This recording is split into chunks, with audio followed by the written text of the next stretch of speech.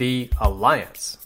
Managing Talent in the Networked Age by Reid Hoffman provides a new framework in which employers, managers, and employees make promises to each other that they can keep. The traditional model of lifetime employment no longer fits our network times, Hoffman believes. Still, employers, employees, and organizations thrive when work relationships include trust, honesty, and loyalty. Bridging that gap to create wins for both employee and employer is at the heart of the Alliance. Failure to build such connections carries big risks. A business without loyalty is a business without long-term thinking, Hoffman states. A business without long-term thinking is a business that is unable to invest in the future. And a business that isn't investing in tomorrow's opportunities and technologies, well, that's a company already in the process of dying. In the book, Hoffman focuses on 3 big ideas that help create and implement this new relationship framework called the Alliance. They are 1. Tours of duty, 2. Network intelligence, and 3. The Alumni Network. Before we get into the big ideas, let's first explore what Hoffman means by the Alliance. The Alliance. Think of the Alliance, or employment itself, as a mutually beneficial deal with explicit terms and clear expectations between independent parties and players. This framework gives all parties the trust they need to invest in creating powerful businesses and careers. The framework ensures employer and employee develop a relationship based on creating mutual value. Managers, or employers, share and discuss the investment they are willing to make in the employee, and employees can speak openly about the kind of growth they seek and what effort and commitment they can invest in the company. Each party invests in the other's success. Hoffman says, when a company and its managers and employees adopt this kind of approach, all parties can focus on maximizing medium and long-term benefits, creating a larger pie for all, and more innovation, resilience, and adaptability. As an employer, entrepreneurial thinking and doing are the most important capabilities you want from your employees. You want to attract professionals with a founder mindset or those focused on the startup of their careers. Then harness their entrepreneurial impulses for your company. Such an approach strengthens the alliance, Hoffman says. For employees, such alliances increase their value by making them more adaptive and skillful and offer a better negotiation position because commitments and expectations are clear. Managers have better tools for working with direct reports, and the company itself learns how to leverage and retain entrepreneurial employees. So, let's forge an alliance. Tours of duty. This military phrase refers to an assignment or deployment focused on a specific, finite, and honorable mission. As a metaphor, tour of duty helps employers and employees preserve balance between mutual investment and flexibility. The approach invites building of trust in small steps. As each side proves they can follow through on their commitments, the relationship deepens. A finite tour provides a crisp focus and clear time frame for discussing the future of the relationship. Employees have concrete, compelling reasons to finish a tour. Most importantly, a realistic tour of duty lets both sides be honest, which trust demands. Hoffman says, acknowledging that the employee might leave is actually the best way to build trust and thus develop the kind of relationship that convinces great people to stay. The tour of duty framework enables high trust, high integrity conversation that allows each party to make wise investments. Under such a tour, manager and employee create explicit agreements with shared objectives and realistic expectations. This agreement provides a context to talk about the employee's long-term goals, a place for feedback from manager to employee, and gives a criteria for regular mutual measurement of performance. There are 3 types of tours. Rotational. A rotational tour isn't personalized to the employee, meaning swapping an employee into or out of a predefined role is easy. Often, these are entry-level positions. Transformational. Unlike the rotational tour, a transformational tour is personalized. The focus is more on the completion of a specific mission and negotiated one-on-one by you and your employee. It is structured and explicit rather than vague and implied. The central promise is that the employee will have the opportunity to transform both career and company. Foundational. Employees who see working at the company as their last jobs, and the company wants to retain them until retirement, are on a foundational tour of duty. The company has become the foundation of their careers, and to some extent, their lives. Much like a marriage, both parties assume a permanent relationship in which both parties hold a moral obligation to make the arrangement work before ending it. The Alliance focuses on implementing the transformational tour of duty. Implementing tours of duty. 1. Start the conversation and define the mission. Establish a mutual commitment that benefits both employer and employee. Know how a transformational hire will move the needle for the company before extending an offer. Ask and answer these questions.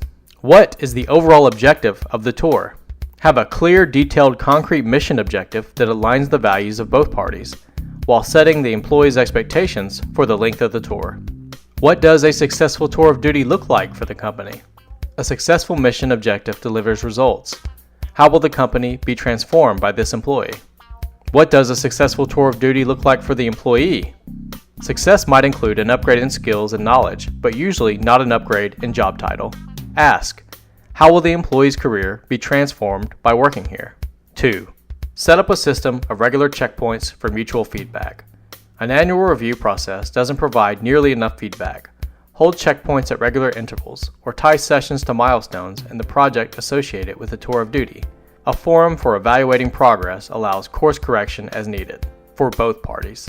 3. Begin defining the next tour of duty early. Set aside time to discuss what your employee would like to do once this tour of duty is complete. 4. Managing for the unexpected. A tour of duty is not a contract. It's an ethical, informal agreement to respect and honor a key relationship.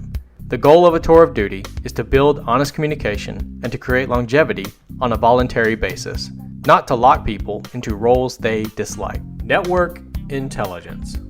Growing their professional network helps employees transform their careers. Employee networking also helps the company transform itself.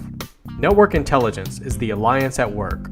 Employees should tap individual networks to advance their companies, because who they know in the industry can be just as valuable to the company as what they know in terms of skills. Each employee can deliver intelligence from the outside world that helps the company adapt. Think of each employee as a scout, picking up data from articles, books, classes, and most important, from other friends inside and outside the industry. Outside information funneled back into the company gives you a leg up on solving key business challenges. Even if you don't emphasize network intelligence, the most driven employees will do it on their own. Your job is to encourage it, developing trust so employees will use their networks on behalf of the company. Remember, Hoffman says, there are more smart people outside your company than inside it. Network intelligence serves 4 functions. 1. Employee networks are sources of and filters for new information. 2. They have ability to provide hidden data, knowledge that isn't publicly available. Who you know often is more valuable than what you've read. 3. They generate serendipity, a major driver of innovation. 4. They help you see opportunities you would otherwise miss. Implementing network intelligence programs.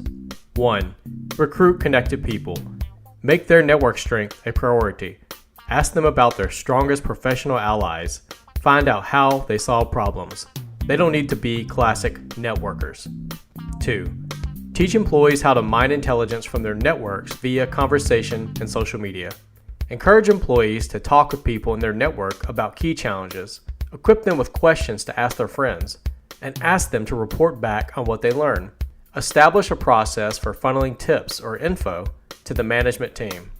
3. Roll out programs and policies that help employees build their individual networks. You want your employees to be discoverable by the outside world in a professional context. Push for policies that allow employees to build their personal brand. Social media engagement can translate into bottom-line results. Some examples: set up a networking fund that pays for coffee or meals with interesting people.